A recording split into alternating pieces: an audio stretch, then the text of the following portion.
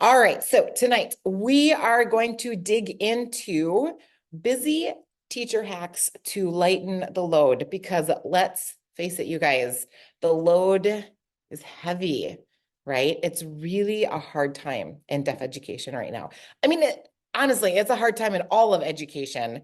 I don't know any area in education that is fully staffed right now or that they are turning teachers away. But it seems to especially have hit hard with teachers of the deaf, SLPs, audiologists, all the people that we need to pour into our kids. And what ends up happening when we're short staffed is that we assume extra responsibilities, larger caseloads, doing more things, and then it's even more challenging. So the goal for tonight is just to be able to give you some teacher hacks to be able to lighten the load. When we're in school, we get lots of skills and tools in our backpack to be able to work with our students, but we're not really necessarily taught some of these things like how to navigate the jungle of being in multiple schools or having multiple age loads of kids and organizing and being able to explain what you do. Some of those skills are taught to us or are expected to us to learn as we go. And I think it's the biggest challenge in what we do. So tonight, my goal is in 2 hours to be able to give you some things that you'll be able to utilize immediately. That's just going to help make your life easier. So again, welcome. I'm super duper thrilled to have you. And one thing I just really want to do, just talking about how busy we are, I want to really invite you and give you permission to be super intentional about our time together tonight. Because I know that as we said, we're so busy, but not only are we busy in our jobs, but we're busy at home. And you may be listening to me and checking your email right now as we speak. You may be fixing dinner. You might be getting your kids, doing something with them. And if it's at all possible, I just want to give you permission to just give you some you time right now. We're going to be using your phone, but not yet. So I want to invite you to turn it upside down and make it not accessible. Close up your emails, maybe put a note on your door and say, I just need these next 2 hours. Because the goal is tonight to really be able to give you some things that you'll be able to run with. But the best way to do that is to be able to be intentional about digging into it and pouring into it tonight. So sometimes we need permission to focus on ourselves. So tonight, I just want to give you this opportunity to be intentional, and I want to give you permission to do that. And then before we move on, I just want to take a breath. And I want to celebrate how far we've come since the beginning of the year. Here we are in January, and you may be feeling a little like your mind has exploded, like there's just so much going on. And yet at the same time, I want you to think about what you have accomplished in the few short months since you have started school. You have probably worked with many students. You've probably done a number of assessments. You may have finished some IEP meetings. You may have juggled successfully parenting and working a full-time job. You may have prepared dinner for your family tonight. I want us to really think about some of the things that we do, and I want you just to be able to celebrate yourself. So I think it's a big deal, and I think sometimes we need to be intentional about celebrating what we've done and how far we have come. I was introduced earlier, so let me just kind of reintroduce myself again. Stephanie Kesson. I have over 25 years working with kids, loving on kids with hearing loss, and that has looked like a number of different things. I started off at a residential school, the Indiana School for the Deaf. It's where I feel like it's where I got my training. I feel like I was sort of born into the residential program. Bilingual, bicultural is my first love. That's where I started. Then I got a job in a self-contained program, and I worked there for many, many years. They transitioned to a cross-categorical program, and I at that time left the school setting at that point, and I worked at the college setting, and I was a college interpreter, but also a teacher at a community college. Then I went into became an itinerant teacher. Again, this was not my own choice.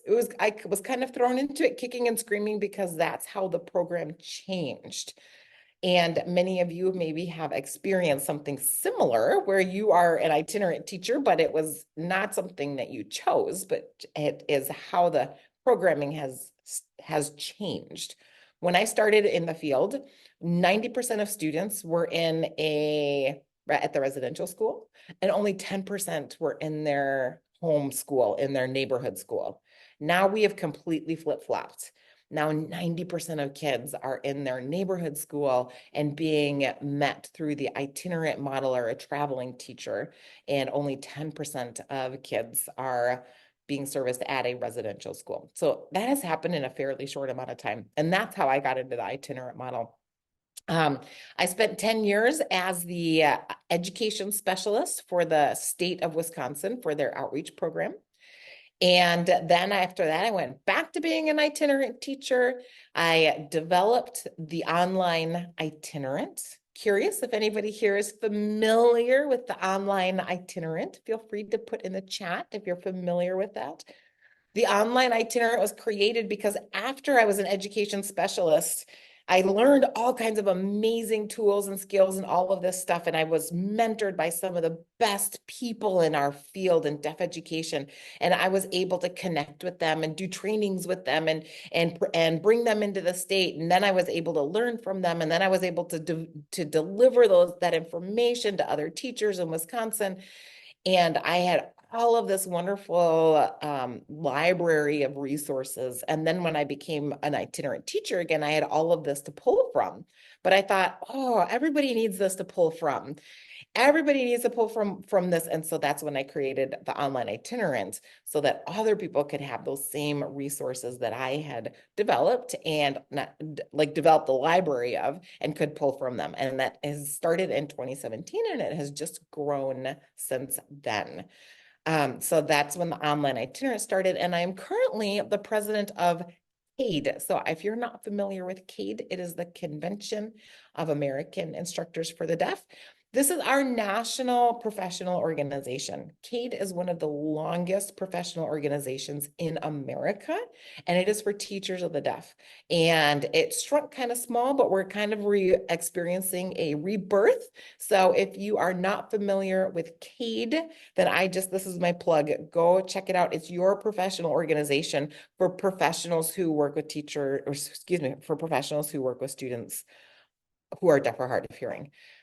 So that's me. Also, by the way, side note, this is my first public appearance since donating my kidney literally 2 weeks ago today. No, 2 weeks ago tomorrow.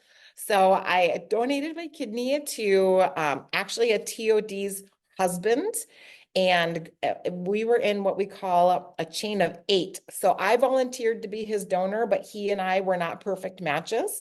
So they put us in a pool of other people who had the same situation, had other volunteers, but not perfect matches. And out of that pool, they found 4 recipients and 4 donors that while they didn't match their own person they volunteered for, they matched each other. So we went into a chain of 8 and we literally traded kidneys, and everybody has been successfully healing from that. And it was a really amazing experience. And this is my first, my first public appearance since then. So if I seem a little off, I'm not. I'm just a little slow in getting my words, but I feel great and I'm really excited to be here. So, okay. So here we go. So I just gave you my history. Here's my thing. I've been working with kids for a long time, and I had 10 years of teaching of 12-hour days. And that is not an exaggeration. 10 years of 12-hour days. I kept thinking every year. Now, my first year of teaching, I thought, oh, this is because I'm a first-year teacher. I'm just overwhelmed because I'm a first-year teacher.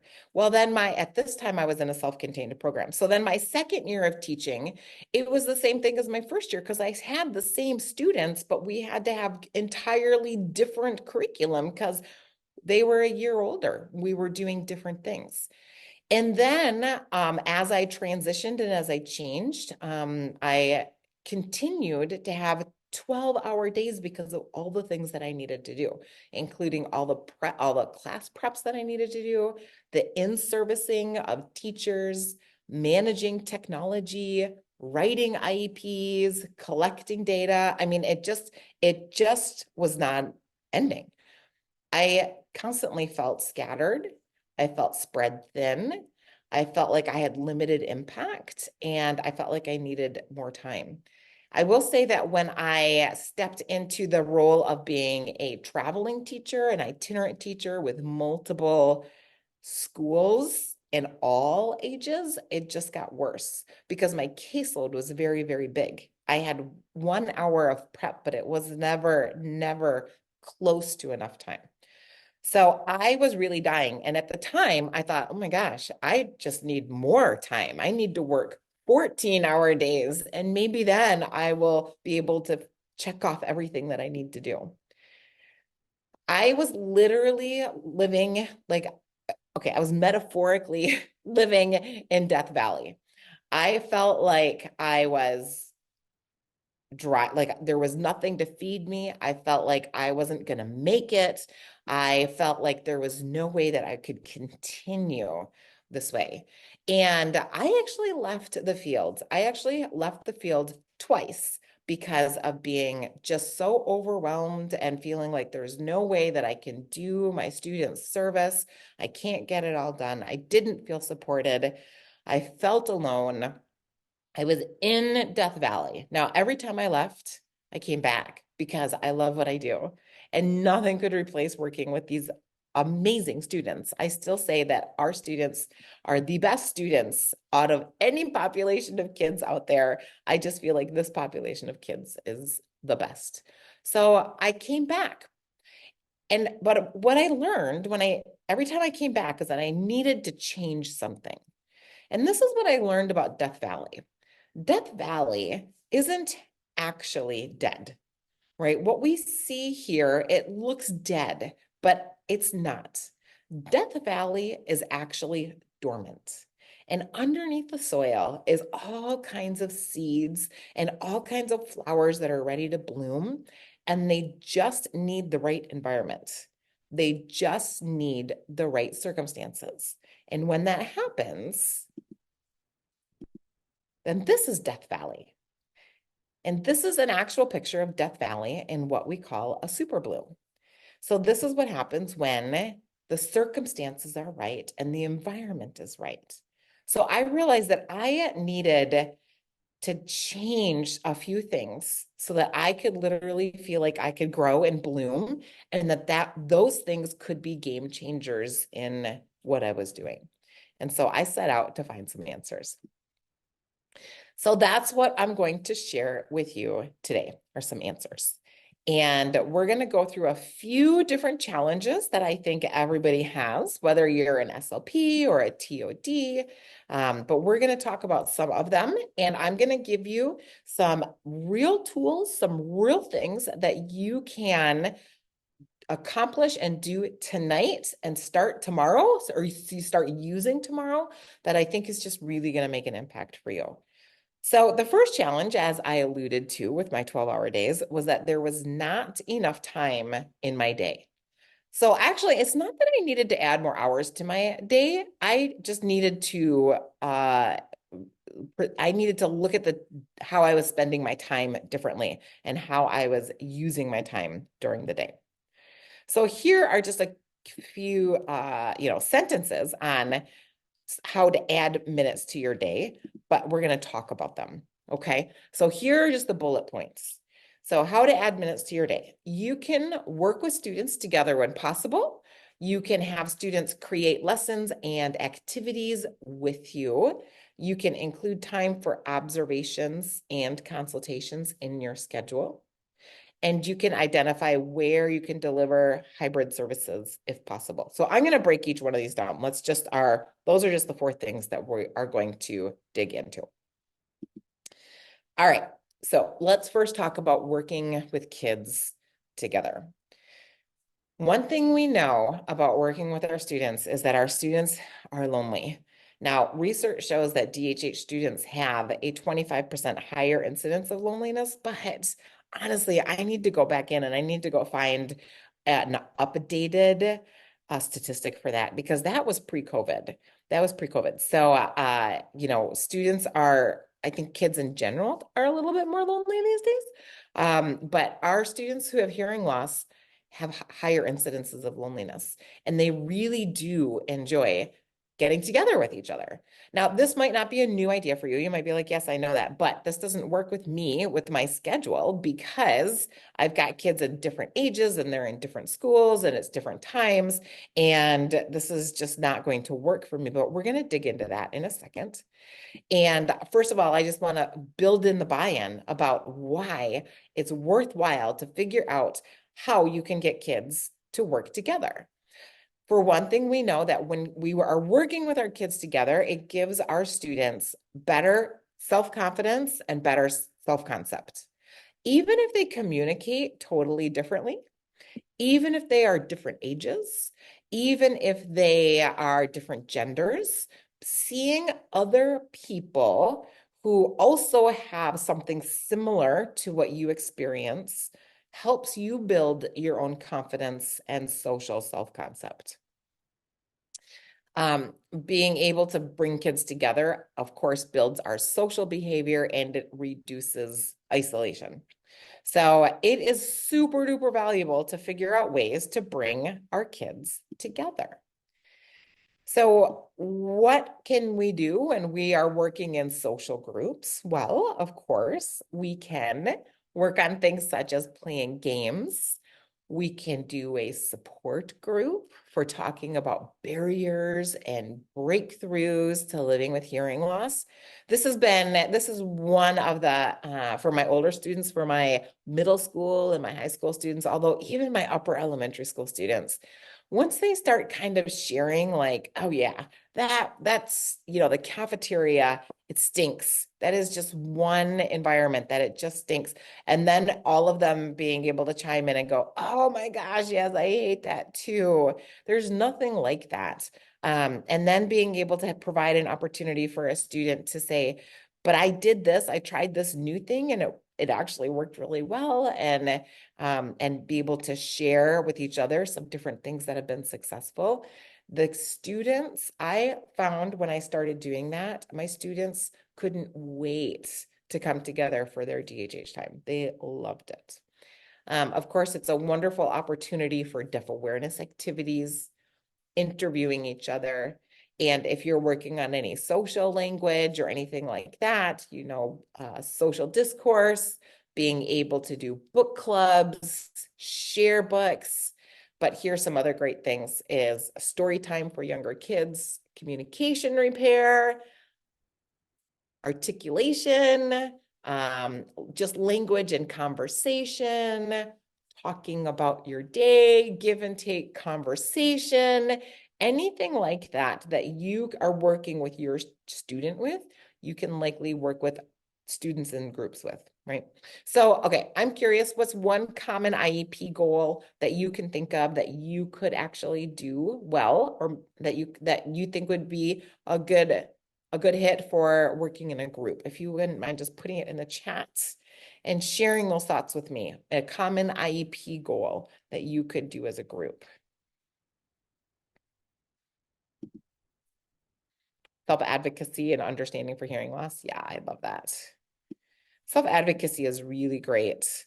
And being able to do it with each other, because a lot of times, we teach our kids to do self-advocacy, but here's the thing that is so challenging. This cracks me up. I love observing behavior. I love observing adult behavior and kind of comparing how we expect children to act and yet observing how actual adults act. So I see this all the time, and I'm curious if you have ever had the same experience. Have you ever been to a training or a meeting or somewhere that the presenter is down in front and you're in back and they don't want to use a microphone, right? And they say to the crowd of adults, they say, can you guys hear me okay? You don't need me to use the microphone. but really you have a hard time hearing them. They really would be better with the microphone, but none of the adults say anything, right? None of the adults say anything. Has anybody been in that situation? Anybody seen that? Yeah. Okay. So here we are, and we're asking our students, say, hey, you need to tell your teachers to wear the microphone. Hey, you need to tell your teachers to repeat what they said when you didn't understand them. But they're the only people who have to do that. And even adults have a hard time doing that when put on the spot. So here we expect that out of our students. We ask that out of our students. That's a hard thing to do. So when we can bring them together and do just, I love it, the role playing and all of that. How do you communicate with each other? Exactly. When you can do that together, it's really powerful. It's really powerful. So often our students feel like they're the only ones. Here's another thing that I love to do is I love to point out to our students all the hearing people that are using hearing accessibility uh, to be able to hear or to be able to see and understand, to be able to use visual access for something. So for example, at a restaurant, many of the waitresses have their ear gear on so that they can communicate with the manager when needed. Or people musicians, they've got hearing technology to help them be able to hear their music better. For us, we like a visual schedule. We're checking our phone for our calendars. We're looking at things to be able to have visual access. So being able to point those things out to students shows them that they're not the only ones that benefit from these types of things. Okay, so here is another thing. I'm on Canva and it's not playing nicely with me. Here we go. Okay, number two, another way. I want to change how I'm seeing everybody. Okay, here's another way to add minutes to your day. Actually, you can create materials with your students instead of for your students. This was one of the biggest game changers that I learned to do. And it was huge for me in terms of being able to empower my students and also be able to spend time in my day. So I'm wondering, out of the audience that's here, if you wouldn't mind putting in the chat, what do you do? What types of prep materials do you need to do outside of your time working with your students? So what kinds of things are you spending your time on when you're not working with students during your prep?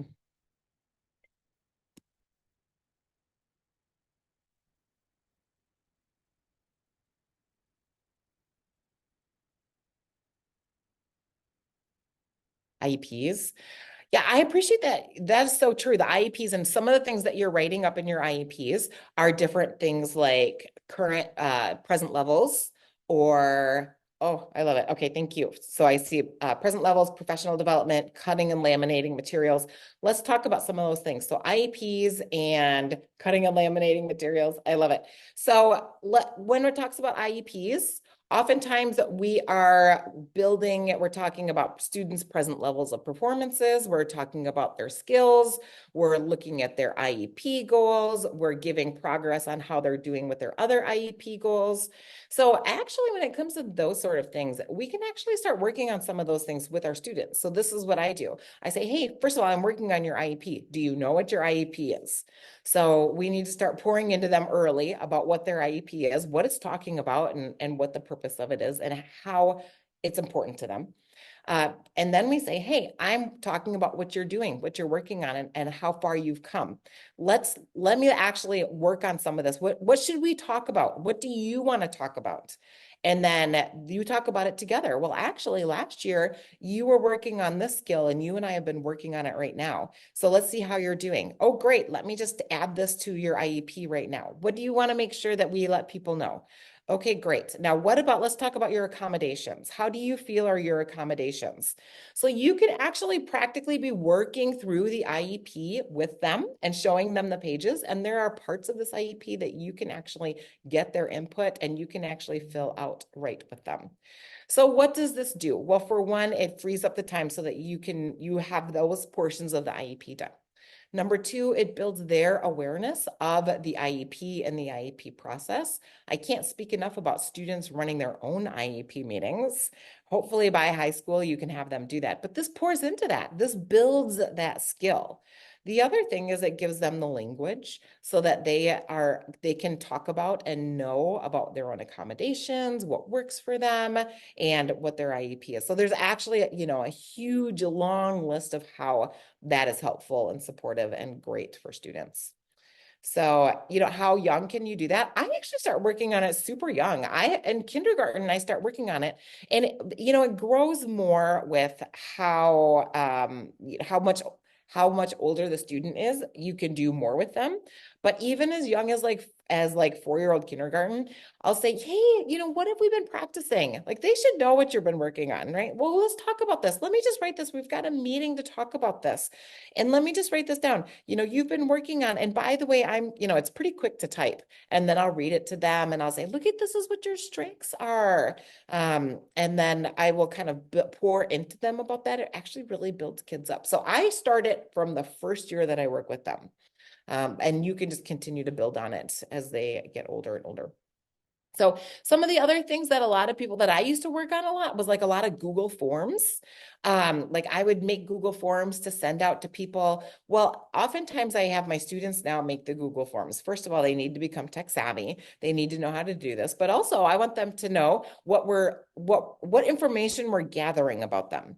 Here's something that students don't like. They don't like knowing that information that they're being talked about, right? That they're being talked about by other people without them, especially as they get older. They don't like that. But what they do like is they like being included in that whole thing.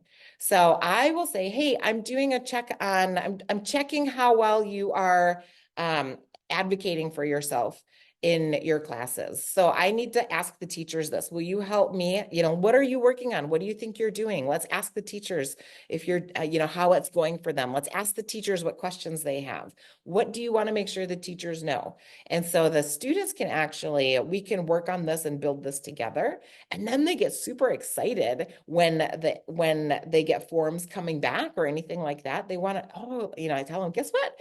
We heard from some of your teachers how things are going. Their buy-in is much bigger with that. I saw somebody talking about cutting and laminating. So cutting, of course, is a great skill that you can actually do with students. So I have students, this is an interesting thing too. When I work with my older students, they don't always I do a lot of talking and interviewing with them or just kind of chatting and seeing how things are going. Sometimes for some students, they kind of feel like they're on the spot, right? I'll say, hey, how are things going? How's whatever class? And their answer is fine. It's good. I don't need anything. So I actually give them the things for the little kids to laminate. Now, these are not my signing kids. These are my kids that are hard of hearing, that use listening and spoken language. But I'll say, hey, let's cut these things out. And when we're actually cutting out the laminating things, man, they start talking to me and they start opening up and talking a lot more. So that's going to be dependent on the students that you do. But there are some of these things that you can actually bring in and have your students work on helping you create and actually do with your students. So you can get a little bit creative with that. And the students, I've actually learned that the buy-in and everything is significantly higher. All right, so I'm hoping that this has maybe kind of made you think a little bit outside of the box. And I would love for you to add to the chat what kind of materials or activities are you working on that you could actually maybe have your students help you with or work on with you.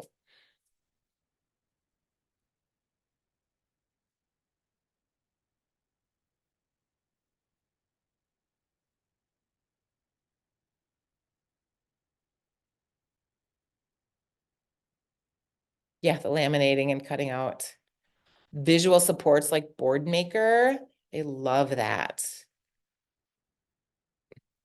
Somebody said earlier, Quizlets. Yeah, you can actually have your students create the Quizlets, right? You can be like, hey, let's create a Quizlet for you to help you study these things. Let's just do it. Let's open up the computer. Let's open up your tablets. So when you are able to do this, first of all, it's never a waste of time, right? It's never a waste of time because you're pouring into your students in a different way. You're giving them independent skills, you're giving them advocacy skills, you're building language into them and like teaching them how to do these things on their own. But then it gives you more time so that you can do professional development, so that you can go to agency meetings and you don't have to worry about some of those other things. Here's another thing that I often do with my students. Any of you ever email teachers just to check in or let them know, like, oh, battery's dead, email parents, like, need to let you know that we're out of batteries or anything like that? Um, you can do that with students, right? Be like, oh, let's send an email to your mom right now while we're thinking about it. Let's, and if they're too little, I'll open up my computer and I'll say, help me. What do I want to do? What do I want to say to your mom? And then I'll teach these things like, well, first I have to say hi, right? So then you teach that. And then I'll say, what do I need to tell her? And then they'll say, you need to tell her that I need more hearing aids. Okay, great. Let me type this. You know, Amy needs more hearing aids. And then I'll say, what does mom need to know? And then the student will be like, she needs to know that we're out of them altogether. She needs to go get some more. Oh, okay, great. So so then that kid is involved. So guess what? When they get home, then they go, mom, did you get the email? Or mom brings up the email and the kid knows all about it. So saves you a whole lot of time. All right, here is one of my favorite ways. Now, you SLPs, you may already be doing something similar to this because I'll tell you, I honestly stole it from the SLPs that I work with. I do a 3-in-1 model, but now oftentimes the 3-in-1 model is for every 3 service times, then you get a time that you can catch up with records and stuff like that. I do 3-in-1 where I do 3 direct service and then I do an observation. Okay, then I do an observation and I build it into my IEP. So I'm not trying to squeeze an observation in addition to IEP minutes. So I'm building it into the IEP. So here's what I see during my observation. I'm observing. Now, I observe very differently, and I think we're going to talk about that. But when I'm observing the student, then I can see exactly what we've been working on during our one-on-one time, but I can see how are they generalizing it, right? So I can also see their access. I can see, are they accessing the world around them, their classroom, their content, their peers? Are they able to access it? What are the skills that they are utilizing? And then what are their needs? Okay, we need to bring this back to our room so that we can work on that. And here's the other thing is I always let my students know, hey, I'm going to be visiting your classroom. So don't forget all of these things that we're practicing right here. I'm going to be I don't say I'm going to be observing because that scares people. I'm going to be visiting. I'm going to be visiting your classroom. And then when I'm in the classroom, I'm not in the back of the room with a notepad, keeping notes. Nobody likes that everybody feels like, oh my gosh, what is she writing down? Everybody freaks out. So when I'm observing, it's more of kind of like a push in, but it's in the whole classroom. So you'll see me kind of like walking around to all the kids and I'll be like, oh my gosh, what are you doing? This is so great. And I'll ask them a question. And then I'll ask my student the same question. I want to know, how can my student answer that question as related to their peers and how their peers can answer the question. I want to see, how can my student do on this worksheet that they're doing in comparison to their peers and what their peers are doing. I want to see, is there a conversation? So maybe I'm sitting at the table with them and I'm just checking out that conversation. So I actually build that into my time in the IEP. But here's the other nice thing about it is that when you do it like this, I might say 30 minutes a month observing. Well, okay, suddenly I've had an IEP meeting that's now come up and now it's overlapped this time for this student. Well, my observation minutes can be 30 minutes all at once, but it also can be 10 minutes here, 10 minutes there, 5 minutes here before class, 5 minutes after class. And then I can just observe and I can build that in. So it takes the pressure off of meeting these IEP minutes, but it still has massive impact because sometimes if I am trying to squeeze in a service or something like that, here I am, I'm doing a service. I've had people tell me this. I have to take them during this Christmas party because otherwise I don't meet IEP minutes. So I'm sorry, kiddo. Like, I know it's a party right now in your classroom, but you have to come and work with the DHH teacher right now because I've got IEP minutes that we have to use. No, like having some flexibility like this when you pop up in the classroom and you're like, oh, you guys are having a party today? Okay, great. I'll just observe. And then you can really see some great things during that observation process. All right, so phew, those are a few hacks, a few take homes of how you can add minutes to your day. So working in groups, involving students in creating materials, and setting up a 3-in-1 rotation. So I am going to stop talking for a minute, and I would like for you to think about those things and think if any of that fits into your situation, and share action steps. What are 3 things that you think that you could actually implement and that you could do? So you can write them down in your PowerPoint, but I would love for you to also share them in the chat. And let's name them. It helps.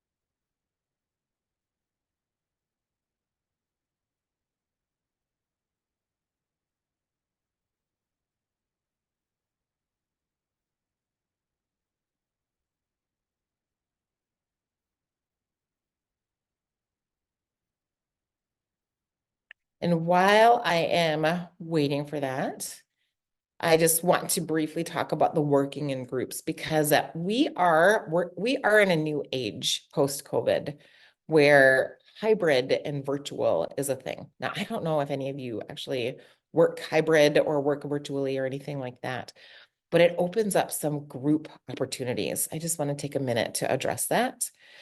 Depending on the students, it's not a fit for everybody, but sometimes you actually can get an older student and you can have them have a study hall or go into a certain class, and you can work with them virtually while you're working with your younger students, right? This is a great way to, and now I'm assuming that like maybe they're not in the same school or that they're, not that they could be together in person, but this is a great way to, again, practice kind of those conversations of accommodations, sharing about your hearing loss, meeting other kids that also communicate the same as you.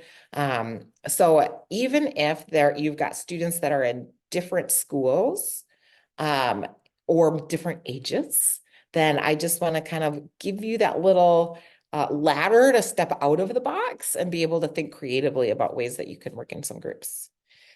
Okay, great. I see some comments in the chat box about what you can do to add minutes to your day. So I see IEPs with students and progress notes, creating games and visuals, absolutely, and drafting emails in front of the student. Awesome. Okay, great. Well, let's move on. Okay, so here was one of my second biggest challenge was how can I get people to understand who I am and what my student needs are? So first of all, I just want to make sure I'm talking to the right audience. Does anybody struggle with this, or was it just me? Anybody today struggle with this in your situation, getting people to like buy into who you are and what you're doing and what your students' needs are?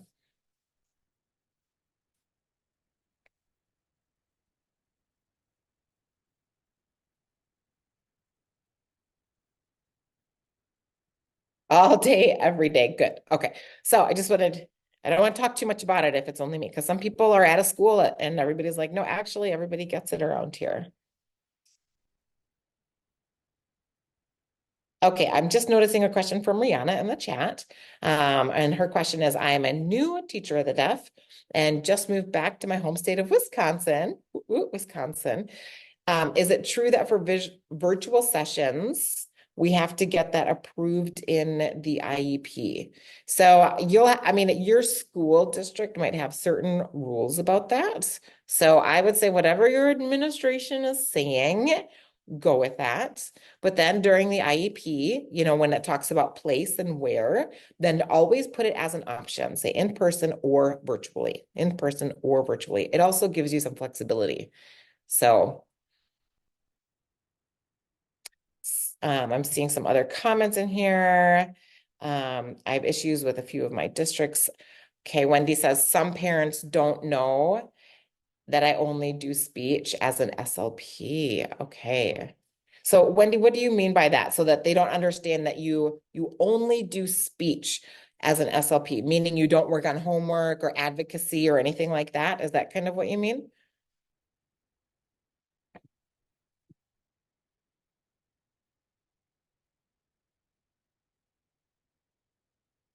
Or language? Okay.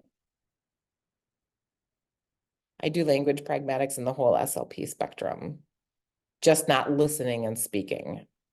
Not okay. Same boat. Okay, great. So you guys are going to love this. You guys are going to love this. All right, so this is a true challenge, and especially if you are somebody who is in and out of a building, or you don't spend a lot of time with the student, only a certain amount of time, a week or a month, and coming into IEP meetings. Okay, now we just have to have a heart for our parents right now, for the parents that we work with. When they come into an IEP meeting and they've got all of these people in front of them, they don't know the difference between the TOD, the SLP, the audiologist, the special ed teacher. I mean, many of the teachers don't even know the differences between all of these different roles, but then the parents, they especially don't know the differences between all of these different roles. So this can be very confusing. And yet so important for people to understand who you are and what you're doing so that they can buy into it, right? So here's the thing. I want you to know, and if there's nothing that you hear from our little training tonight, the beginning of the year in service, it doesn't work. It doesn't work, you guys. We do this, right? We and me, I am one of them. But if you do one in service a year, and it is at the beginning of the year when teachers have like one day, right? Or maybe 3 days in their classroom to get ready for all of their students, everything that they're doing for the first start of the beginning of the year. And then you talk with them about a student that they've never met, that they don't understand the needs of, while they're going through their mental list of all the things that they need to do for all the other kids that they're working with. It doesn't stick. It doesn't stick. So the beginning of the year in service, the way that I have found it the most successful is that it really is like, it's really the most important bullet points that they have got to know, like to survive. Like, right. So if you've got a student who signs, they have got to know that the student signs to communicate and is going to have an interpreter with them. Like that, they have to know it.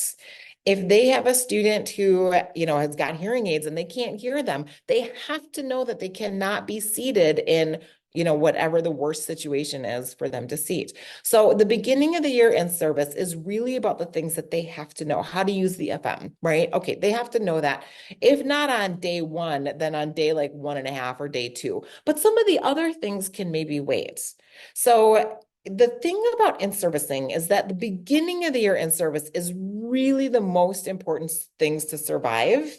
And then you need to continue to build that in-servicing all year long. All year long. And it can be one tiny little thing at a time. One tiny little thing at a time. Awesome. So I see you're going to start doing a mid-year in service. Yeah, I think in services at the beginning of the year I won't say is a complete waste of your time, because it's not. It's not a complete waste of your time. But what I do see all the time is people saying, why are they not using the FM? Why? why are they not using that? I taught them at the beginning of the year how to use it, and now they don't even turn it on. It's muted all the time. And I taught them at the beginning of the year, and it's like March. So you go, okay, they didn't get it. They didn't get it at the beginning there. Okay. So this is where Loom videos comes in, and this is an example of a Loom video. This is me working with a student. Now, this student has a mild hearing loss.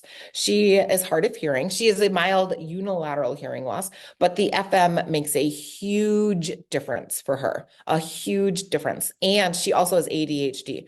So she loves her FM, but she's constantly forgetting it. And the teachers are constantly forgetting it because they're super busy. So this is a Loom video. This is how I did this. Again, this is something that I poured in during our time together. We talked about whatever accessibility, we brainstormed together. I taught a lesson, we made a plan, and then to make sure that she understood it, I said, let's make a video for your teachers and show them what we're talking about. So I'm not gonna show the whole thing just for time, but I am here with Lighten. oh, can you hear it? You might not be able to hear this video. I have been brainstorming some great new ways to help her remember to be independent. Okay, the interpreter is, can you guys hear it? Oh, you can hear it. Great. Yay, awesome. I was watching the interpreter and I didn't see her signing, so I thought you can hear it. Putting her FM on in the morning and then taking it off in the afternoon. And I think we have a good idea. We're trying to build new habits. So Lighten, what are we going to try to do starting today on Friday?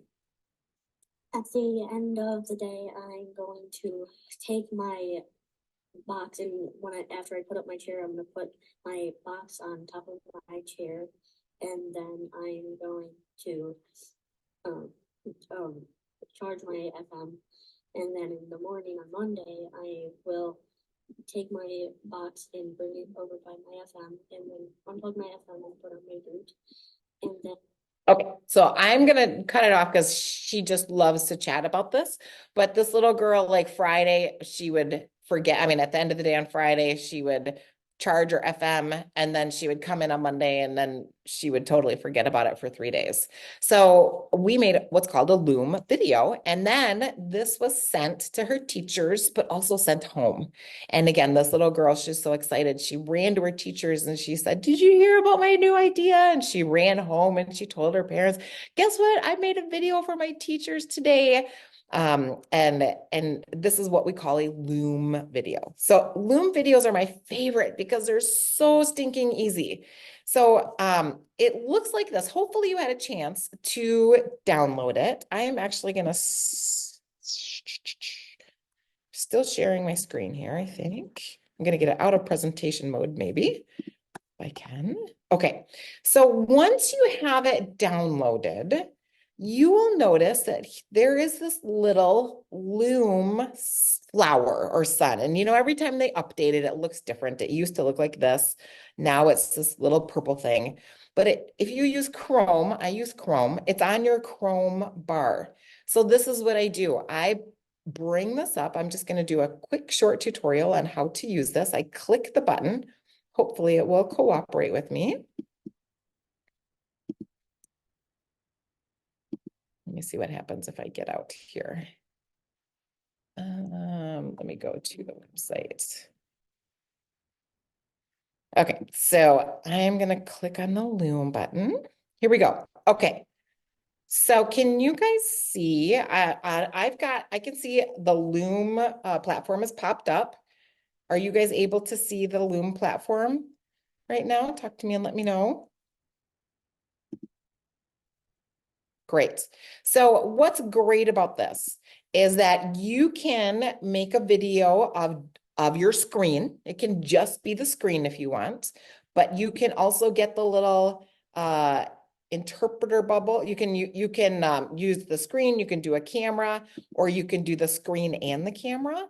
And when this happens, you get, I like to call it the little interpreter bubble. Okay, now look, I can do both of them. Okay, so I can actually move this around and I can adjust the size of it. Okay, if I just wanted it to be just me making a video, then I can do that too. Let me show what it looks like if I'm just gonna do the camera. then it can look like this. Okay, now I'm gonna make a video. Now, you're gonna love this. I'm just gonna make a really quick video. I'm gonna introduce myself and then I'm gonna show you what it looks like when we're done. So you can tell that the microphone is working. You can also mute the mic. So this is great for signing. If you're wanting to teach parents how to sign, or if you're wanting to do a book and you want to sign with the book or show signs for kids or anything like that, you can sign it. But here, let me just make this quick recording. And now oops, it's going to count down 3, 2, 1. Okay, now if we were all here, if I could see all of you, then we would all start waving and I would take like this great screenshot and I would say, we'd all be like this. So I've made this little video. Now I'm going to stop it. But now what's so great, now you can see the whole picture. But what's so super duper cool is I am going to now share it, and it is as easy as, well, I like to share it with the little thumbnail. I'm going to go into my email right now. See if I have any emails up. Now, if I had all of you in my address book, I would email you this right now, but let's see. You can see I've been out for a long time, so I'm catching up on emails. If any of you have emailed me, I'm really sorry, I'm catching up. I will definitely respond. But here is my email to, let's say I'm sending it to the teachers and I'm sending it to home and I'm saying, check this out. Now, oh, it's not going to show up because I'm on Zoom right now, but this little picture, normally what it would be is it turns it into a GIF. So it actually has the video right here, and then you can send it. Okay. So what's great about this? Let's talk about in-servicing, right?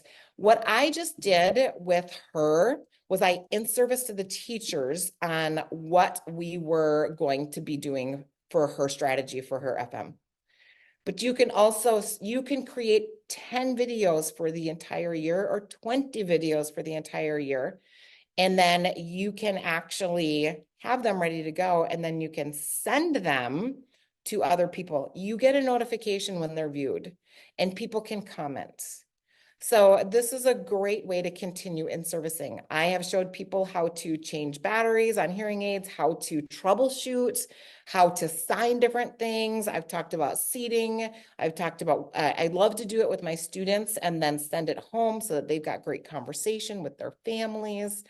But this is a great way to continue the in-servicing process all year long. And again, I am all about including your students, including the students in the process. So I love to say, hey, where do you like to sit? Where's the best place for you to sit? Usually it's not in the front, right? Usually they do not like the front. Sometimes it is in the back. And I'll say, okay, well, let's make sure you've got access. If it's in the back, what are we going to do to make sure you've got access? Sometimes it's kind of in the middle and the side. They like to talk about it. They want to tell where their favorite seat is. And I love to say, let's make a video and let's share it with people. And then they get to build that language. So that's Loom videos. You can also do it on your phone, but I prefer it on the desktop. What ends up happening is you get a library of Loom videos. And so then you can go back. So these beginning of the year in services, you can create a video for every bullet point you want. You never have to do it again. You can resend that same video to all the new teachers year after year. So, okay. Is Loom a paid service? Because there are different Looms to download. So I have only ever used the free version of Loom. There is a free version and you get so much space, and that has been enough for me to be all that I need. Now I have sometimes had to go back and kind of delete, said, okay, I don't need this one video, I don't need anymore. So you can pay for it, but you can also get the free service. Yeah, okay, so Melissa says that this would be great to do with kiddos at the end of the year to prep their teachers for the following year, and that is exactly what I do. This is wonderful. So I say, well, I'm going to introduce you to, Rihanna, and then tell her, what do they need to know the first day of school before you even come in? And they'll say, I have a hearing loss, right? I use an interpreter. This is what I like. So it's awesome. So then you can send it to the teachers in the summertime, and then they can watch it on there then you can resend it before the first day of school. It's amazing. It's amazing, you guys. And here's the other thing. I have had teachers that don't check emails. They don't respond. Like I said, it kind of shows like whether or not somebody opened the Loom that was sent. So I can actually say, hey, I noticed you didn't watch the video yet. And here's my last thing before I move on to the next, is that the students who like doing this, they really they really feel good when they do this. And the teacher says to them, I saw the video that you made. You did such a good job, right? We're going to do that. We're going to practice whatever you just taught me about. And the kids feel really good about it. I actually had one teacher say, hey, you guys, you've got to watch. Carson made a video on his hearing loss, what he wants everybody to know. And then they showed the video. Well, the student didn't have to stand up in front of the class, which he was terrified to do, but he was so proud of the movie that he made and everybody watched it. So that, all right, enough about that. That's Loom video. So I'm looking at our time. I'm going to save this to the end, but what our project is for you to be able to make a Loom video, introduce yourself, right? Here's the other thing I want to say about this. We missed it in the one that I showed you, but I always say, I'm Stephanie Kesson, the teacher for the deaf and hard of hearing. And I have been working on this, right? I work on this. So I reintroduce myself 20 times. Every single time they see a different video, they re-see who I am because they will forget. But they see you introduce yourself 20 times, and they also, parents, right? They get these videos from you throughout the entire year. I will tell you, it creates buy-in and they know who you are and they also know what you're doing. And people feel better about that. Okay, so here's our take homes. We want to in service throughout the year. And I want to encourage you to use Loom videos. Now we're going to do a couple more things about how you can in service throughout the years because in service throughout the year because email is another way to do it. But this is just our initial take homes. I'm wondering if any of this is speaking to you and if there's any action steps that enter your mind for what you can do to make a difference that would be helpful for you for the rest of the school year. Put it in the chat.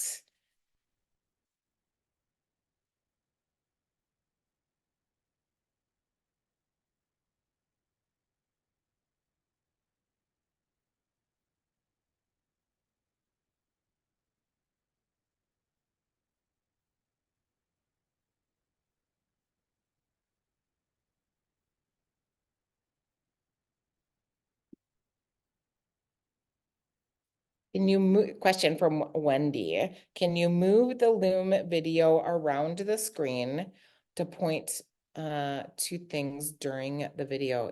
Yes, you can. Like I think you're talking about the little bubble that I talked about. Yeah, you can move those wherever you want. And I sometimes have to because I'll be talking about something and I'll be like, oh, you can't see it because my picture's over on top of it. Let me move over here. You can also adjust the size of that bubble. Yeah.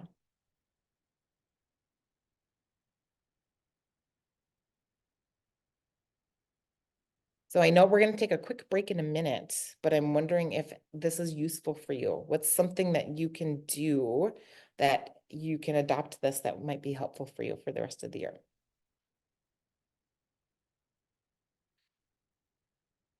Oh, yeah. So Rihanna says use Loom for not only for in-services, but progress reports and also different projects. Yeah. So the show and tell for kids, I always try to do the end of my sessions. I always try to make a video. It's my comprehension check. It's kind of like, did we learn anything today? Do they even know what we talked about? How can we do a comprehension check and what can I share out? And then I like to share that with families and with teachers too. Awesome. And again, it's great because you can do signs too. Okay. I know I talk a lot, so let's just do a quick 5-minute break for you guys. And I think there's a way I can do a timer. Somebody just showed me how to do this. Show meeting timer. I think I can do it. Oh, no, that doesn't work. Let's just take 5 minutes. And when you come back, just put in the chat, just say hi. Or if you want to stay and you've got questions, or if you want to make your Loom video for 5 minutes. We'll come back at 10 after.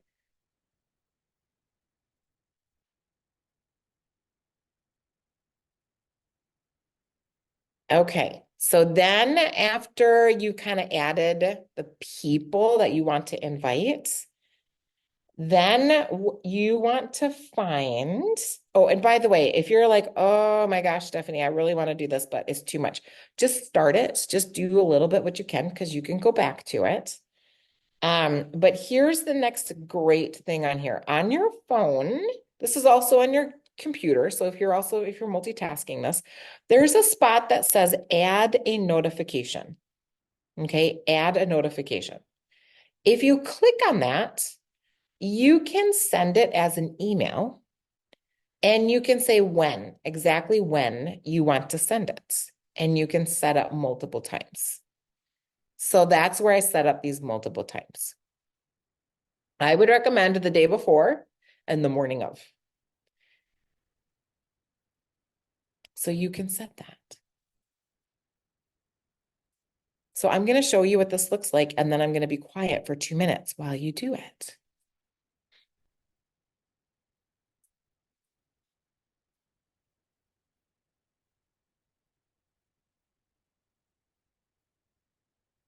So here's my time with my student. Here's when I see them. Here's where it repeats. Okay, now I actually see them twice a month, but once it's on a Tuesday and once it's on a Thursday. So I actually have 2 separate events that I do. The student is the person that I added in. And here are the details that I added. I want you to notice also there's a link on here. So one of the things that I do is if I keep lesson plans, I keep them on a Google Doc or I keep Google Forms. I keep track of my time with them or my IEP goals. We don't have time to dig into this. This is one of the things that the online itinerant does. We dig into more things, but you can keep track of, you can collect data through Google Forms with all of your IEP goals. You can do all of that. You can actually keep it in this calendar information, and then you can access it immediately.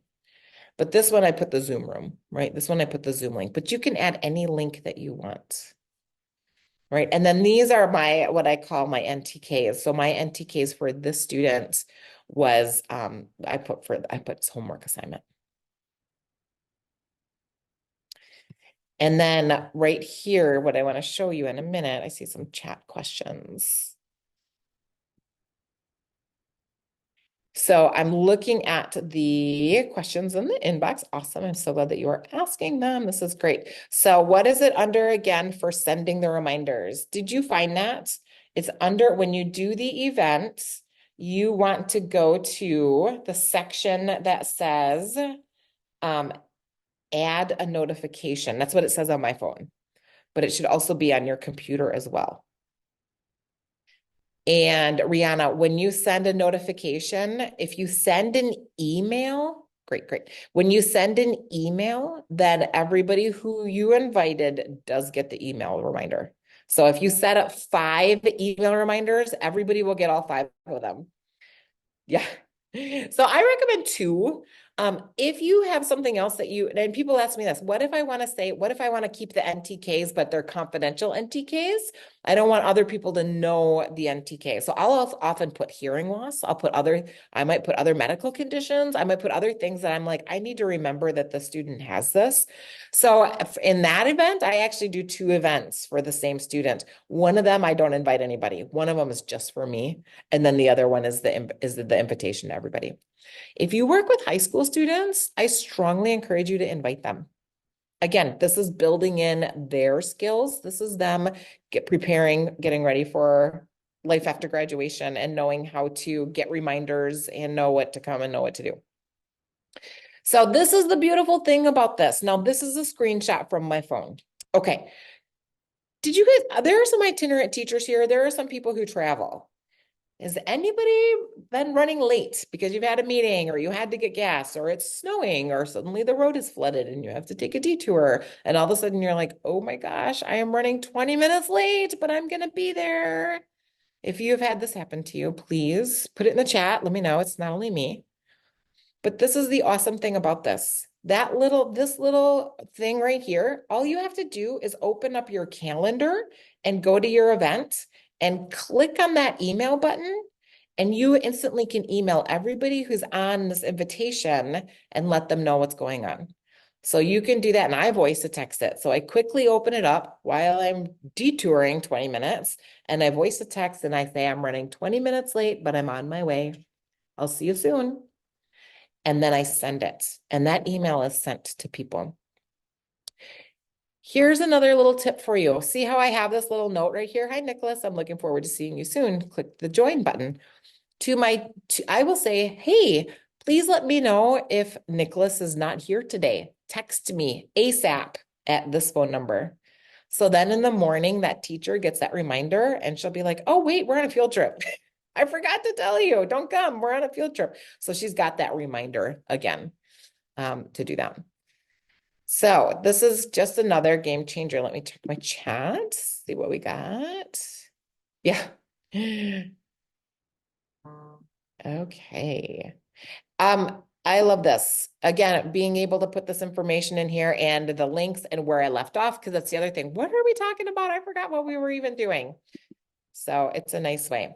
Okay, so this kind of goes back to our in-servicing. Are you guys familiar with being able to schedule your emails ahead of time? Okay, scheduling emails ahead of time. You can actually schedule emails ahead of time for teachers, parents, and students.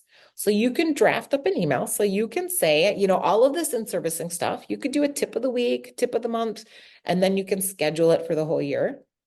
Or you could do something like, you know, if you've got a student who needs batteries, then you send an email home and say, don't forget to get batteries. And then you can send like, you know, the next day, just want to check in. Did you get the batteries? You may have completely forgotten about it, but you can set up and schedule an email ahead of time. Progress reports, IEP dates, all of this stuff, you can come and set it up at the beginning of the year. Say, hey, you know, here's my Google form for you to fill out for our progress reports. Please send me this information. You can set it up and then you can schedule it. And again, you can have your students do it with you if this is something that you're working on with students, like a Google form for progress reporting or anything like that. Or you can even remind them, hey, we should send you a reminder that you need to study for this test or whatever it is. Let's send yourself a reminder. Let's schedule it for whatever. Right. So this is another great thing that you can do with students. So this is how we do it. All right. So this is my inbox. I'm assuming it looks a little bit like yours. A lot of people, we see the send button, but we don't notice the little arrow on the side, right? This little arrow on the side is a schedule your send. So you can schedule it ahead of time. And then they have some great ideas for you. They'll say tomorrow morning, tomorrow afternoon, maybe Monday morning, but you can actually pick your own date and time. So you can actually schedule these out for the entire year. Or if you're like me, be like, okay, I'm thinking about this now. I have to remember to ask this person about this when I see them next week, whatever. All right. So yep, I'm looking at Rihanna. Sorry, I'm a little slow with my chat today. When running late, do you click on the email symbol again? Yep. So if I'm running late, if I need to send an email, here's the other thing that I do, you guys. Let me go back to this. All right. You're going to get your money's worth out of this. All right. Because anybody have a hard time sending notes after a session and saying like, okay, we met, this is what we did, this is how student did, and kind of like sending a summary.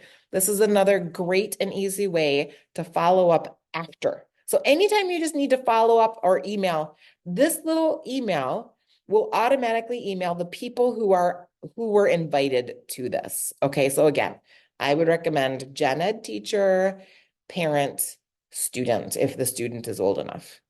And maybe it'll look different for you. Maybe it's a special ed teacher. Maybe it's not the parent. I mean, it's all going to vary. So you click on that. Here's the other thing I do is now I'm done. I'm literally walking down the hallway for my next student.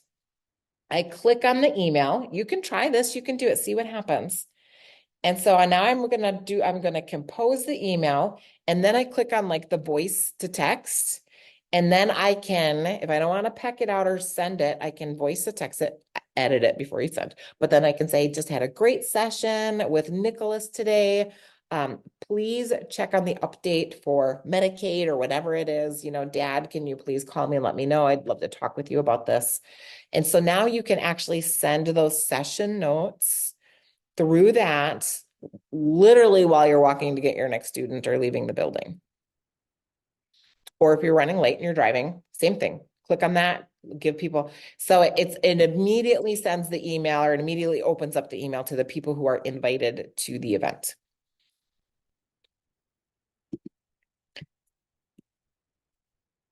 Okay, so scheduling emails. Again, we can schedule them for the whole year ahead of time. This is something new that was really great to learn, and this is templates. So I'm curious, are you guys familiar with templates inside your email? So this again is on Outlook, but it's going to look a little bit different. So templates is when it's already written. It's already written for you. All you have to do is click on template, and then the email composes itself. So if you write the same email multiple times, you don't necessarily have to copy paste, or go find it in the past or anything like that. You can actually create a template. So what is this great for? This would be great for just checking in with a student. This is great for if you're doing like the in-servicing emails, but you're doing the same ones year after year. So you don't have to rewrite them year after year, copy paste. You can just create 15, 20, you know, how many weeks in the school year, 36 of these, you can create a template, but you have to turn it on in your account. So right here, I'm showing you how to do this. So you want to go into your email and you want to click on the little crank. And then you want to go to the section that says see all settings. You're going to click on that. And then you're going to go down, you're going to scroll. If you look over to the side here, you see I've got general labels, inbox, see all the way over to advanced, because you know, these basic things, they like to call them advanced. So click on advanced. And then you want to enable your templates. Enable your templates. So this again is great because then it's all written for you. So again, upcoming IEP meetings, checking in on students, sending out the Google template for progress reports or anything like that. Anything that you're like, I've got to, especially if you have to send it to multiple people or anything like that. So now when you are composing your email, right, we've turned on the template function, right? We've turned on the template function. So you have to, now that you draft it, you write it first. So whatever your email is, right? So this would be a common one. Hey, it's Friday. I'm checking in on how my student is doing. Do you have any questions or concerns? And then I sign it, right? This is something that I constantly write people all the time. So I will write that. Then I will click on, see the little three dots down here. Click on that. And then you'll see the template option. If it's the first time you've done it, you're going to save the draft as a template. But now you have it. Now you have that as a template for any time you want to do an email. So then again, you would, if you're like, oh, got to send my Friday email out, then you click on the three dots, go to templates, and all your different templates will come up as a list, right, that you can do. So it's pretty cool. All of those things are very, very, very time saving for you and will make a big difference so that you can actually spend time teaching your students, because that's the best part about it. And then when you leave, you're going to be like, I taught them how to like be independent. Like when they go to college, they're going to rock this because they know how to send teachers emails and they know how to follow up. They know how to get to their DHH on time. They're going to know exactly what to do. All right. So what have we talked about? We have talked about creating some video tutorials. to help build capacity when it comes to working with DHH students. Again, this beginning of the one in-service a year doesn't do it, especially the beginning of the year.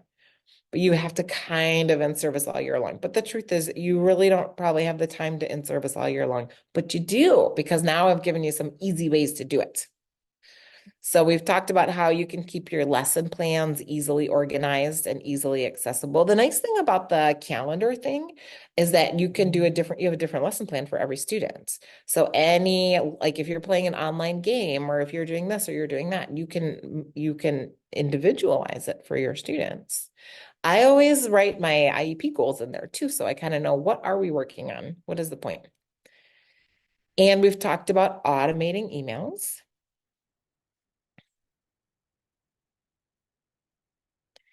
So what I want to know, what works, what we know, what research shows is, if we want to do something, claiming it and giving yourself the action step and then saying it or typing it is going to make you way much more likely to actually be successful and do it. So out of all of these things that we've talked about, and I'm going to give you some time to actually do it. I want to know, what are 3 things that you're like, yeah, I want to do these 3 things. This is going to work for me.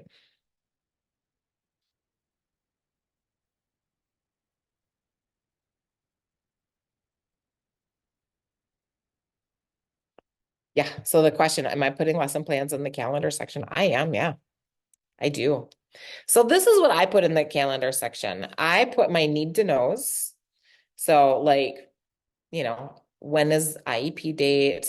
If it's a unilateral loss, maybe I kind of these would be things that I like need to remember or need to have easy access to.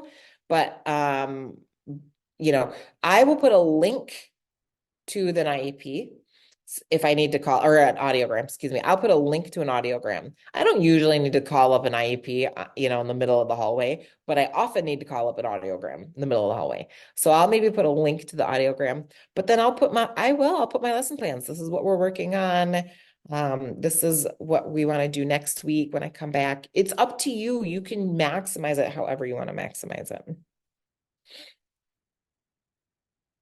So Jay Grant, you're asking that shared with everyone. So let me clarify. Let me clarify that. When you put it inside the calendar, whatever information you put in the calendar, it is shared with the people that you invite. Okay. Now, if you put a link to something, then that link can be protected. So for example, I may have an audiogram. I'll put a link to the audiogram in there, but the audiogram through my Google Drive is only visible to me. So other people cannot see the audiogram. But if you wanted to put, other thing, whatever you have in that box that's not a link is going to be viewable to whoever is invited into that calendar event. If you want things that are not viewable, then you could create a separate calendar event that is only to you, only visible to you.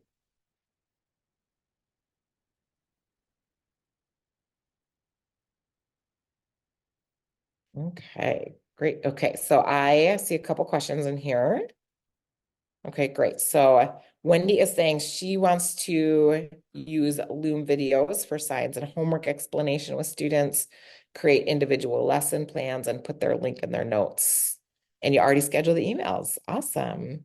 You already send emails. Awesome. Okay, perfect. So we've got time right now. That is kind of we're a couple minutes early for Q&A time, but what I want to do is I want to give you an opportunity to actually do this and then bring up a Q&A. We've got this time built in for Q&A, but I want you to feel free to make a Loom video, feel free to create a calendar event. And what I'm going to do, Rihanna, you're asking me how to make links private. So Rihanna, first question is, do you use Google?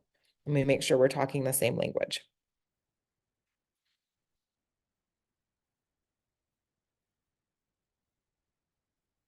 Perfect. So in Google, you have what we call the Google Drive. So let me kind of let me look in my Google Drive. Let me get out of here. See if I can quit presenting. There we go. Okay, so let me get into, let me switch here.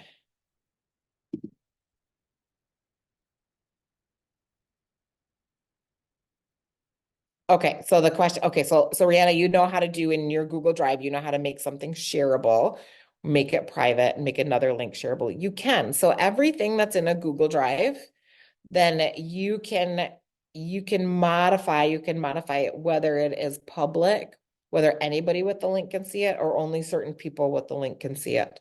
So I do everything from that standpoint. So if I am linking an audiogram, first of all, I upload it to my Google Drive. And then I get the link, I have it shared only with me because it's an audiogram.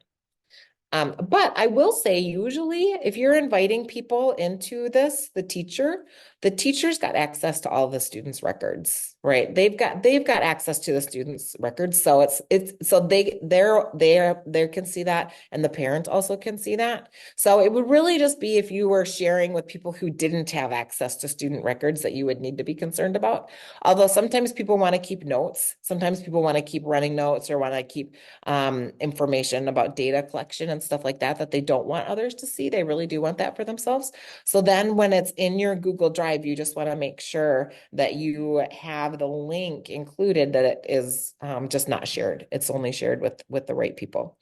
So let me kind of give you another peek here. Well, let me go ahead and get into this. See what we can do.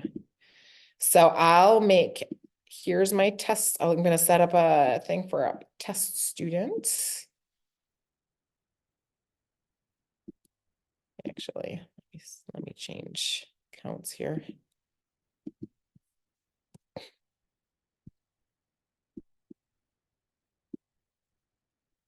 I'm moving all my windows around.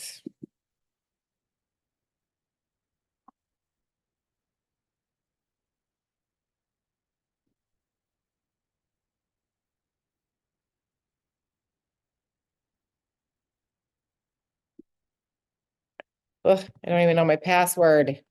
This is how long I've been out of it after surgery. Am I in? Here we go. Okay. So here would be a calendar. I'm going to make a calendar event. Just minimize my things here. So create.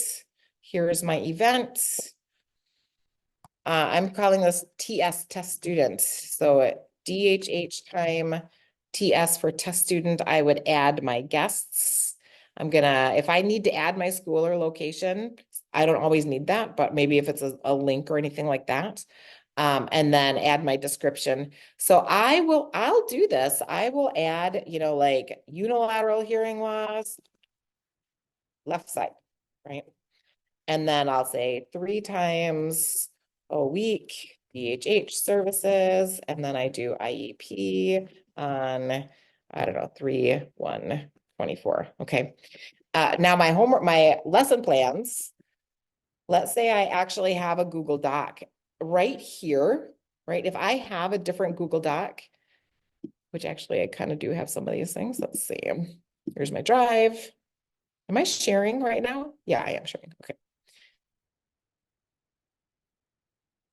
So let's say I've got, here's a book that we're reading. Here's my vocabulary. So, all right. So I actually want to share this vocabulary with people. You can see I've got my share settings.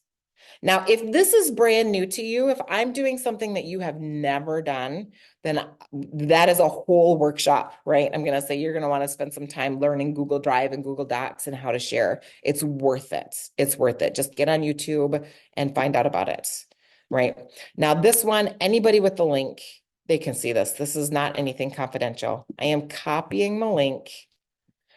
I'm going back into my thing here. Here is my vocabulary. And I am going to I'm highlighting it and I'm creating a link for it. I'm putting in that link that I just grabbed from it. And now it's in here. Now I could also do this with my audiogram, right? And I could do that. Now that one's going to be confidential. Like that one is not just shared with everybody. That's just going to be me. Although, somebody could argue actually all the teachers, all the people who have insight into this, everybody can see that. So that's fine. All right. So now what does it look like on my calendar? Right here is my student. When I pop it open, it's right here. So here's my vocabulary. It links right to it. It's going to open it up. So here is my vocabulary that we're working on. It's right there. It was right in my lesson plan for them, so I can pull it up very easily. So if you're working with little kids and you're doing any type of digital stuff, or you've got Google Forms, or you've got PowerPoint presentations that they're working on, or anything like that, you can link all of that. It just makes it so easy. And then I didn't add the people that are in it, but let's say I did, and then I wanted to send that email. So we had here's my follow-up email. We had a great session today. TS completed skills with 100% accuracy. Right. And then I would send that, whatever it is. And again, if you're doing it on your phone, you can actually do it with voice to text. So it just saves steps, because I know there's just not always enough time in the day. All right, let me open up my chat. See if you guys have any questions here. I think we did this.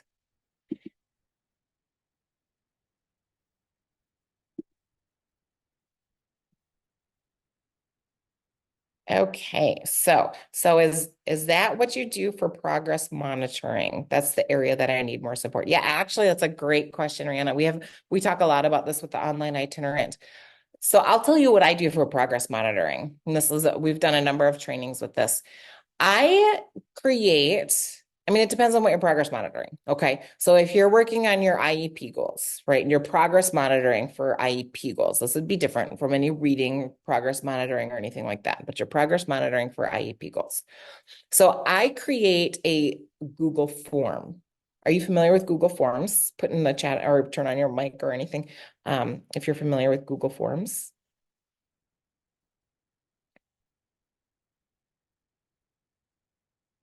Great. So, awesome. Okay. So I create a Google form. So here would be an example of an IEP goal that I have, right? I would have an IEP goal. So for a student who uses listening and spoken language, okay, I would say a student will be able to discriminate between like sounding words, and I'll kind of be specific about what I'm looking for, with 75% accuracy. That's an example IEP goal. Okay. So then I create a Google form and I write that exact same IEP goal. All right. But I make it a multiple choice question. I wonder if I have any of these in my thing. So my multiple choice question says, gives answers. Here's my goal. And then my answers are how well they're doing this session. So this would be like, 0 to 25%, 25% to 50%, 50% to 75%, 75% or better. And then I do that with all the goals that I'm working on. Okay. Hopefully you're tracking with me. So I do that for all of my goals and I make a Google form out of it. I then take that Google form and I put it in my calendar. And that Google form is in my calendar. And now I worked on those goals with the student. I worked on something. I worked on some IEP goal for the day. And on my calendar, I click on that link and then I can show exactly how they did on that day for that skill that we worked on. So and then I don't know if you're, Rihanna just put in the chat, like mind blown. So if every time I work on it for the next 3 weeks, we've got 75% or better, then awesome. Then I can say during progress monitoring that for the last 3 weeks, they have met the IEP goal. Now on Google Forms, if you're familiar with the back end of Google Forms, you also know that you can just click and get a spreadsheet and it shows you all the days and all the times, and you can actually get the data, you can get graphs, you can get a sense of all of it. And then you can present that at a meeting if you needed to. But I take the link. Here's the take home for you is I take the link and I put it in my calendar. And then I can access it anywhere. And yes, I do, because I not this year, but I have had a caseload of 40 kids between 20 different schools. And I literally have been walking down the hallway and call up on the calendar and I can progress monitor. I can say, yeah, I kept track and they nailed it. They got 75% today, or oh my gosh, it was an off day. We're back down to, 50% again. But then I do it on my phone while I'm walking down the hallway or I'm at the red light or I'm doing anything like that. And it just saves me so much time. And I have it right there. I have it right there. So I'm hoping that's helpful. Hoping that's helpful for you guys.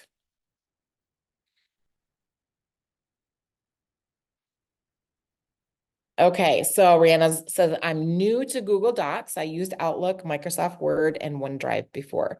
So if it's cloud-based, it has the same, right? So you have the same features. You have the same features. Okay, so question, how to convert it to, I took it off share so that I could find you one that I can show you, how to do that. So let me get in my Google Drive and I'm gonna find you a form.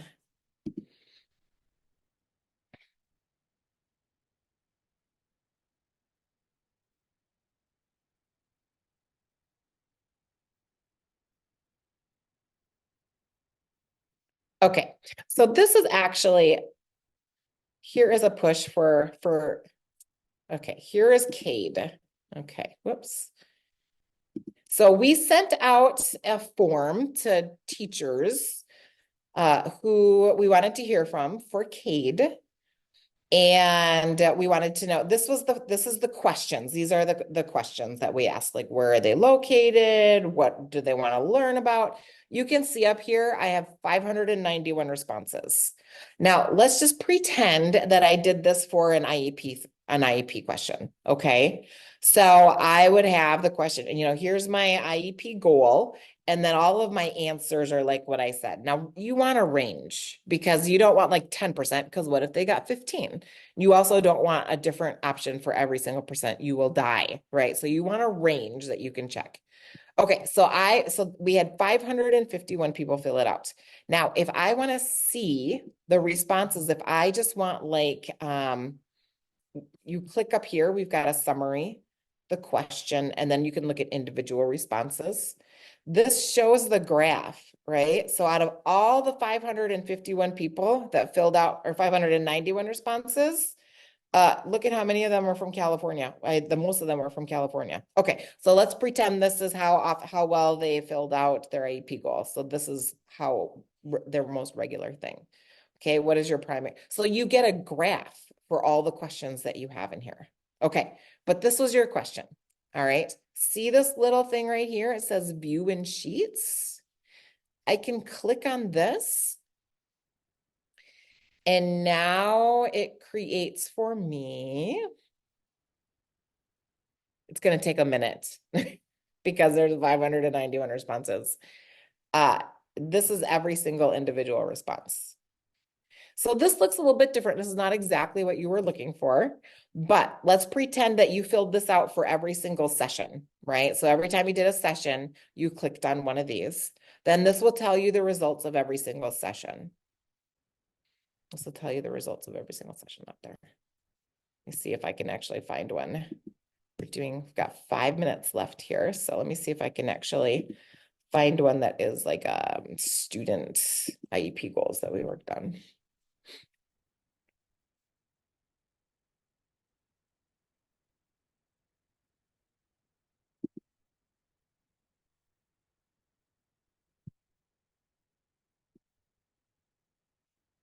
I'm going to check my chat and see what questions you guys have, because I don't want to eat up all of our time and not be able to answer all your questions. Okay, what is the platform that I use for more in-depth case notes? Okay, I'm catching up here. Okay, so SLPs also do Medicaid notes. Fun. Okay, yep. What is the platform that you use for more in-depth case notes and attendance? So you can use whatever platform you want, right? If it's cloud-based, then you'll be able to access it from anywhere. So if you're taking in-depth notes, if you do it on a Google Doc, or if you're using Google, the nice thing about it is, again, you can link the link, you can link the doc, and then you can add voice to text. You can probably do that with other things too. If you're using a Google form, the key is to make it super readable for you. So if there's a spot, like comments, then do the comments, right? You've got that as a running record of things. Attendance, I always do that. So I would do for my students, for this form that I have their IEP goals, I'll have the date. I want to make sure that I do the date, and then I'll mark, whether they were absent that day. So then if they're present, then we're obviously filling out the form. But you could also do that. You could make a Google form for any of your students for attendance. You would probably need, yeah, I mean, if you're doing it for a class, you could probably do like a drop-down box that says check everybody who's here. So you could just do check, check, check, check, check, and then you could probably do a drop-down that says click who's absent, and you could do that. So then you could do one form for every student. You could do that.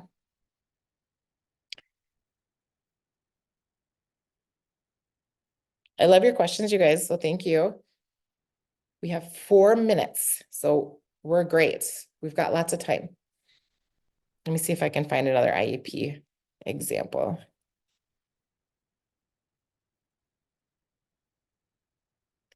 Here's a good one. Maybe.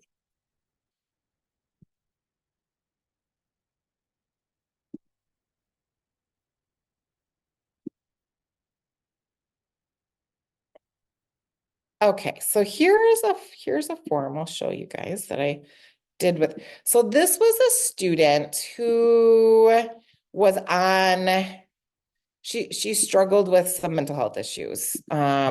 And we wanted to make sure that things were okay. We didn't want her to fall through the cracks because she was one super bright. She could make straight A's, but she could be falling off a cliff, right? And we didn't know. So we just wanted to make sure that we were up to date with everything. So I would send this out every week to a teacher. So they would fill out their teacher name, they would fill out their subject, and then here's attendance.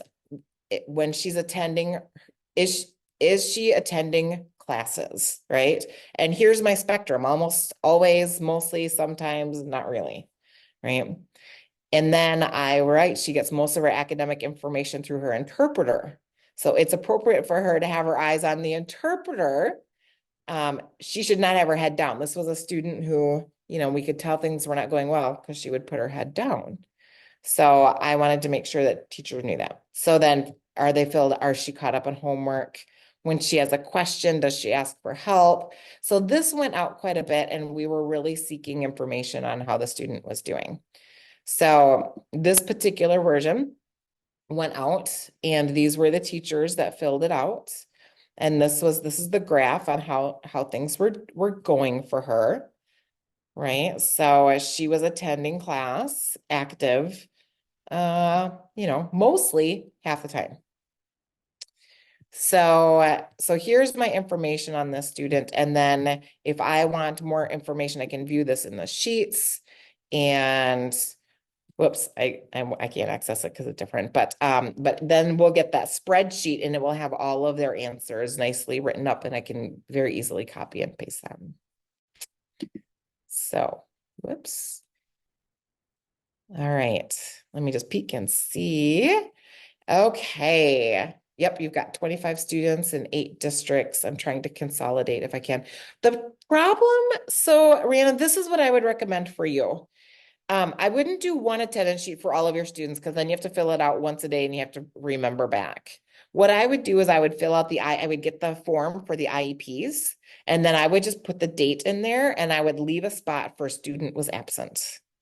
Right. So then if they're absent, you're just going to click on that, and then you're going to have a record of how often they were absent. You can also keep track of how many minutes you're working with them, right? For all the minutes, some of the minutes, or none of the minutes.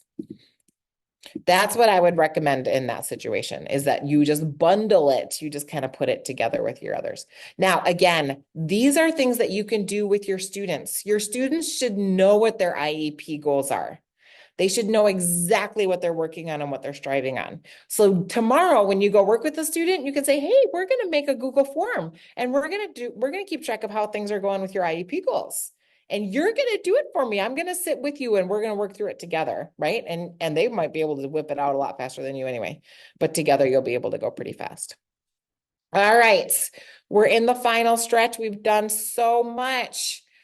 Here's the thing is I want you to live in a super bloom. I don't want you to live in Death Valley. I want you to be able to cultivate your environment so that you can absolutely thrive and be able to do what you love most, which is teaching these amazing kids. We don't want to be bogged down with all the other stuff that teaching sometimes requires us to do. So my hope is that I have given you a few hacks that will make your life a little easier starting tomorrow. And this is my contact information. Again, we do a lot of this in the Professional Academy and through the online itinerant.